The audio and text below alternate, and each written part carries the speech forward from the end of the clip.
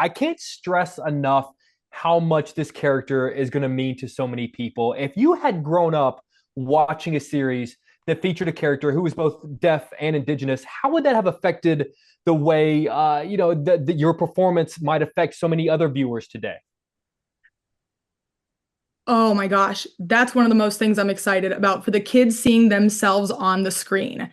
And somebody that looks like them and they say, "Oh, I can do this and I can do that." I'm just going to go for it and they can go for anything that they dream of.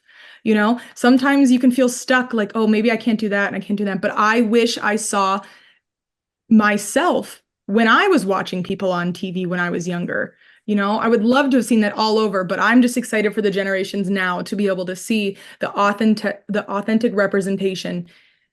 And you have a kid. Oh, oh, thank you very much. I appreciate you. What sort of emotions are you going to feel the first time you see a kid dressed up as Echo on Halloween?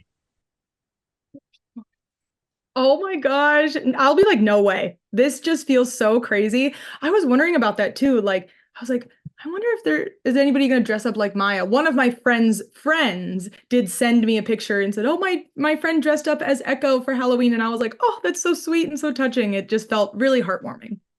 I have to tell you how much I love you in this role. And I love this character so much so. I wish we had been introduced to her sooner. What is a past moment from the Marvel Cinematic Universe you wish Echo had been a part of? Oh, I wish Echo was involved long time ago because as I mentioned before, I didn't I didn't feel stuck after getting this role because I wasn't able to see myself represented on TV. I totally wish it would have been in any of the Marvel movies as I was growing up. I am very much looking forward to the next big Avengers movie where you're right there, right up front. We all grow up imagining that we're superheroes when we're kids, that we're going to go toe to toe with our favorite heroes and villains. But now that you can actually say that you have fought Daredevil, what is the biggest difference between how you imagined that might be as a kid and what it's actually like to do it in real life? I actually truly never imagined that happening to me. It's just so crazy that I did that. That's what's unimaginable, to be honest. I'm just sort of curious, today been like for you? Whenever you are presented with fan after fan tell you how much this character means and how much your performance means, I'd imagine it's overwhelming, but it's also probably a thing you're going to have to get used to. Has this just been a small sample of sort of the love that you're feeling coming your way?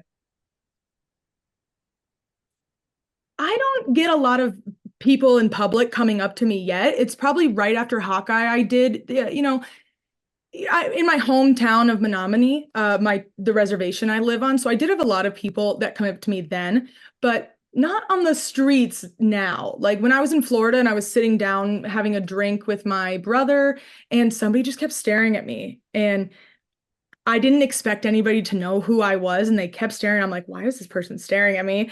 And then they came up and they said, "Oh, I'm such a big fan of Hawkeye." And I was like, "Oh my gosh, you recognize me all the way in Florida?" So that was a cool feeling. That's a very cool feeling. I'm sort of curious, Echo learns for better or worse a lot of things from Kingpin. I'm just sort of curious, what is the most interesting thing that you have learned from Vincent D'Onofrio? I only did have a few scenes with Vincent, so I would have loved to spend more time with him, but I didn't spend as much. But, you know, there was a scene where we were sitting at a dining table and I didn't know what to do with the food and the fork that was in front of me. And he saw that on my face and he said, told me some tips of how to move the food around over exaggerating it. It'll look good on the camera. So I always remembered that. And that's one thing that he did teach me that I will remember. I love that. And I'll cut you loose on this. So far, we've seen you with Kingpin, we've seen you with Daredevil, we've seen you with Hawkeye. Is there a dream Avenger who you want to stand next to in the same frame? I think my simple answer would be Spider-Man, I guess.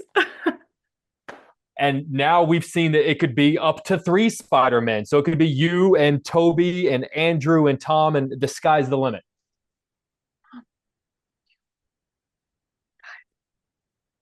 Oh, that would be amazing. Well, seriously, thank you so much for taking the time. Congratulations on this, and I hope this is the first of many times we get to talk. So you're the best, and my dog loves you too. Oh my gosh, that's so kind. Thank you so much. Have a great day. You too. Take care.